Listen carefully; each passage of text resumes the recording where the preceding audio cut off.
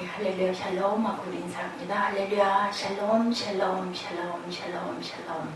하나님 사랑합니다. 여러분 주 안에서 사랑합니다. 오늘 출애굽기 7장 드디어 애굽에 내린 10가지 재앙에 대해서 증거합니다. 바로의 마음이 완악하여 이렇게 시작하죠. 야훼께서 모세에게 이르시되 볼지어다 내가 너를 바로에게 신같이 되게 하였은지 내 형 아론은 내 대언자가 되리라. 이제 아론이 대신 말을 하리라. 내가 입이 혀가 드러나야 나 못합니다 하고 하니까 아론을 묶어주셨죠. 내가 네게 명령한 바를 너는 내 형 아론에게 말하고 그는 바로에게 말하여 그에게 이스라엘 자손을 그 땅에서 내보내라 할지니라. 이스라엘을 출애굽시켜달라고 얘기할 것이다 라는 거죠. 내가 바로의 마음을 완악하게 하고 내 표심과 내 이적을 애굽 땅에서 많이 행할 것이나 내가 그렇게 하지만 바로의 마음이 완악하여서 아마 그 말을 쉽게 듣지는 않을 것이다 이렇게 말씀합니다. 모세와 아론이 야훼께서 자기에게 명령하신 대로 다대로 행하였더라. 그들이 바로에게 말할 때 모세는 80세였고 아론은 83세였더라. 모세는 80, 아론은 형이니까 83이었다라는 거죠. 야훼께서 모세와 아론에게 말씀하여 이르시되 말씀한 내용이 바로가 너에게 이르기를 너희는 이적을 보이라 하거늘 너는 아론에게 말하기를 너희 지팡이를 들어서 바로 앞에 던지라 하라. 그것이 뱀이 되리라. 근데 이것은 그쪽에 있는 마술사들도 다 했어요. 그죠? 모세와 아론이 바로에게 가서 야훼께서 명령하신 대로 행하여 아론이 바로와 그의 신하 앞에 지팡이를 던지니 뱀이 된지라.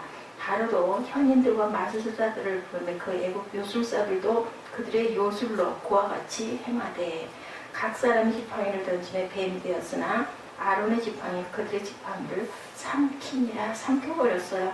그러나 바로의 마음이 완악하여 다시 나오죠. 13절에 3절과 13절에 똑같이 마음이 완악하다 이렇게 나옵니다. 그들의 말을 듣지 아니하니 야훼의 말씀과 같더라. 말을 듣지 않아요. 지팡이를 삼켰든지 말았든지 우리도 얼마든지 뱀으로 만들 수 있어 이거죠. 그래서 이제 첫 번째 재앙, 물이 피가 되는 재앙이 내려집니다. 야훼께서 모세에게 이르시되 바로의 마음이 완강하여 백성 보내기를 거절하는도다.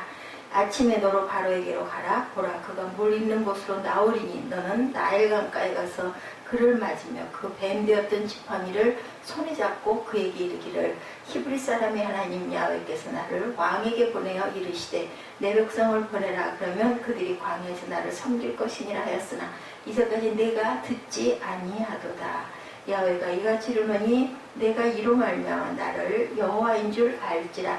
볼지어라 내가 내 손에 지팡이로 나일강을 치면 그것이 피로 변하고 나일강에 고기가 죽고 그 물에서 악취가 나리니 애굽 사람들이 그 강물 마시기를 싫어하리라 하라.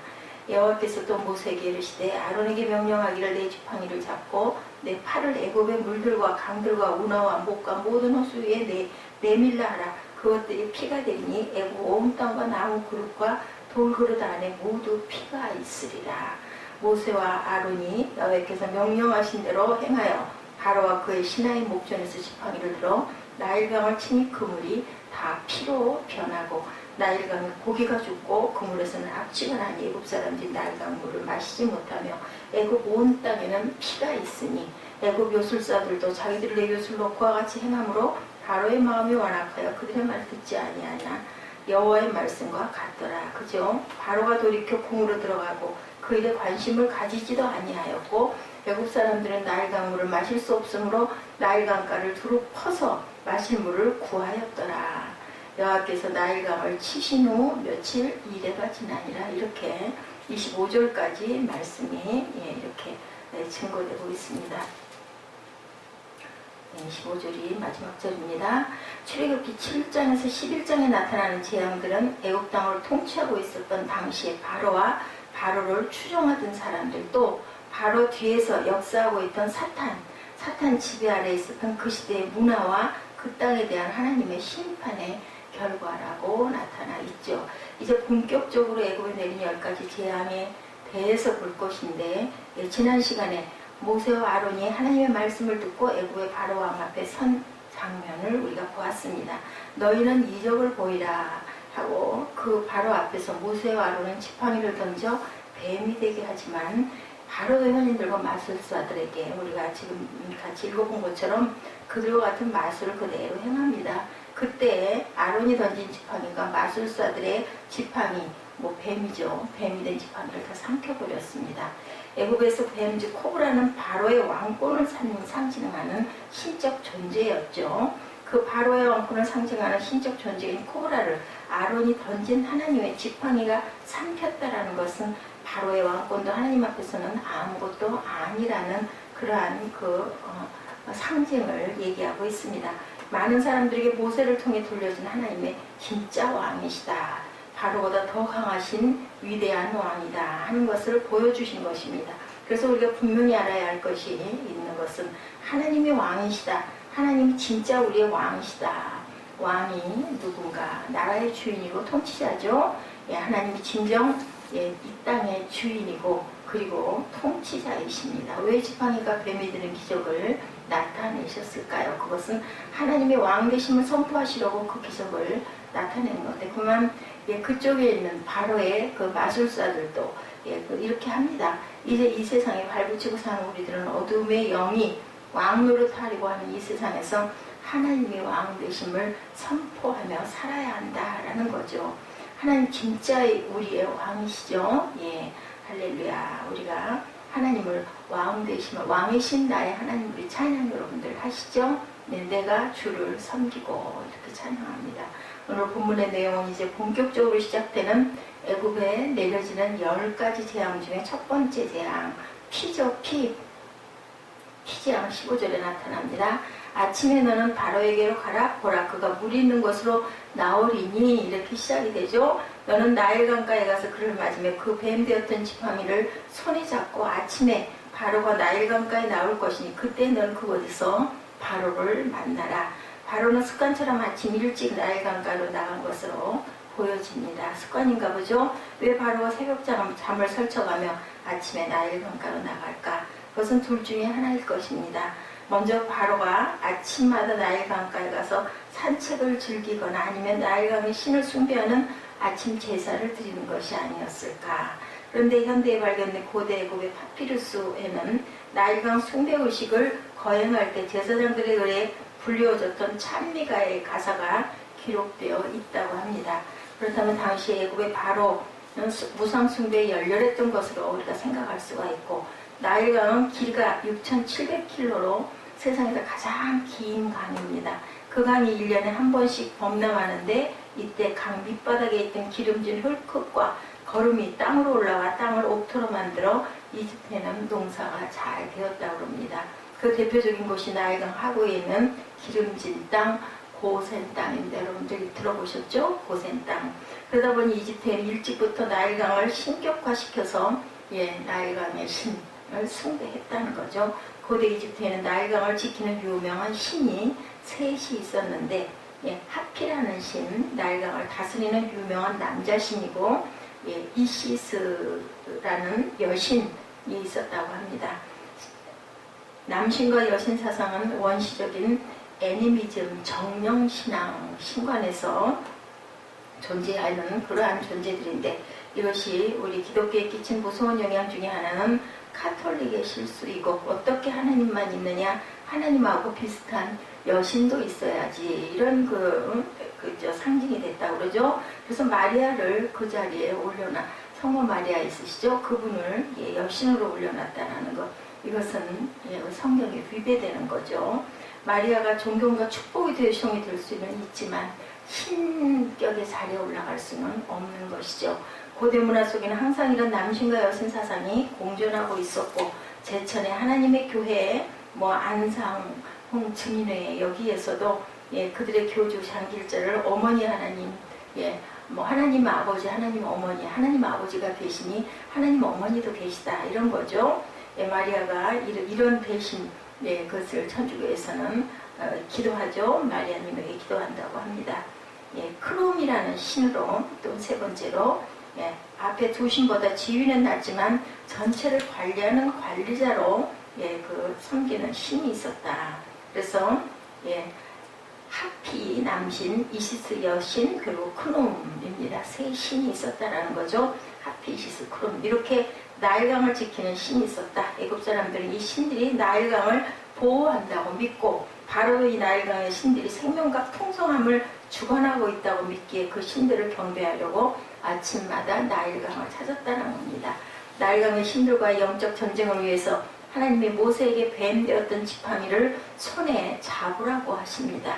예, 그동안 바로는 내 백성을 보내라는 하나님의 말씀을 듣지 않았어요. 그래서 하나님이 전면에 이제는 나서서 전쟁을 치르시는 거죠. 17절에 야훼가 이같이 이르노니 내가 이로 말미암아 나를 야훼인 줄 알리라. 볼지어다 내가 내 손의 지팡이로 나일강을 치면 그것이 피로 변하고.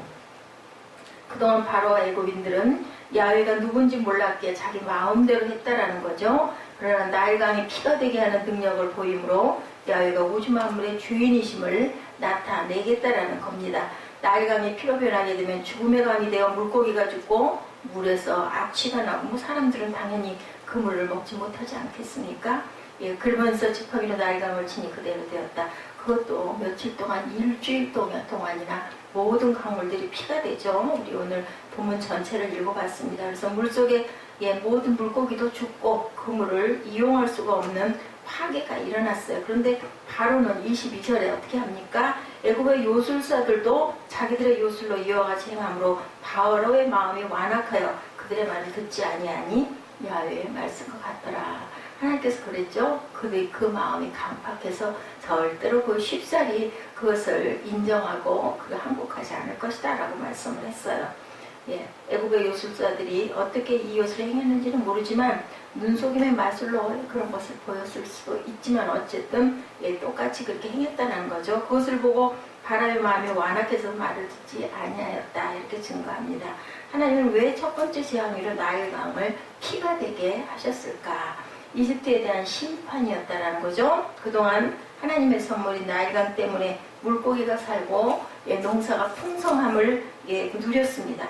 그러면 강물을 주신 참 하나님께 집중해야 하는데 그들은 하나님을 찾는 게 아니라 나일강에 있는 이러한 남신, 여신 그리고 또 그것을 다 지키고 통과하고 있는 그러한 신, 이 세 신을 숭배했다라는 거죠. 우상을 섬긴 거죠. 결국 그들이 우상 숭배하는 나일강을 죽음의 강으로 만들어서 생명의 주인은 나일강 신이 아닌 하나님을 선포하신 것입니다. 두 번째 이스라엘에 대한 메시지, 나일강 신을 심판하는 것은 오랜 세월 나일강 문화에 찌든 이스라엘의 사고 전환을 위한 시청과 교육이었다. 보고 듣는 교육이죠. 이스라엘 백성들에게 우리의 생사는 나일강이 아닌 하나님에게 있구나라는 것을 보여주기 위한 이것은 바로의 그 애굽의 백성들이 아니라 이스라엘 백성들에게도 보여주는 시청과 교육이었다. 그런데 그 고대 근동의 이방인들에게는 피라고 하면 죽음과 관계된 공포의 상징. 우리도 피바다 이런 얘기하죠. 그렇게 그 피비린내 전쟁의 상징입니다. 그건 아주 볼 수가 없는 그런 광경입니다. 따라서 피에 대한 두려움을 갖고 있는 애굽인들에게 나일강이 피로 변한 사실은 저주를 의미하는 것이었고 자신들의 신이 다른 신에게 패배했음을 나타냅니다. 그러나 이스라엘 백성들에게 있어서 피의 의미는 달랐죠. 이스라엘의 신앙에는 생명이 피 속에 있다는 믿음이 있었죠. 그래서 이스라엘의 희생제사 때 피는 그 안에 있는 속죄의 능력과 생명적 신비의 요소를 연결시켜 죄를 대속하고 새 생명을 얻게 해주는 그러한 상징을 갖고 있었습니다. 여기서 우리가 생각할 것, 하나님의 생명의 주인이시다. 이러한 우리의 그 고백, 생명, 피는 생명을 의미한다는 거죠. 하나님은 모든 생명은 하나님에 의해 창조되어 그 지배 아래 있습니다. 이런 증거이기도 하다. 따라서 하나님만이 모든 생명의 주인이시고 왜 애굽인들이 마실 물이 없어서 고통을 당하게 되었을까? 그것은 생명의 주이신 하나님을 외면하고 나일강에 쓸데없는 그런 신들을 숭배했기 때문이고 지금도 우리가 하나님보다 세상에서 받을 복을 집착하면 안 된다라는 의미도 갖고 있는 거죠. 두 번째, 우리는 그러면 어떻게 살아야 할까?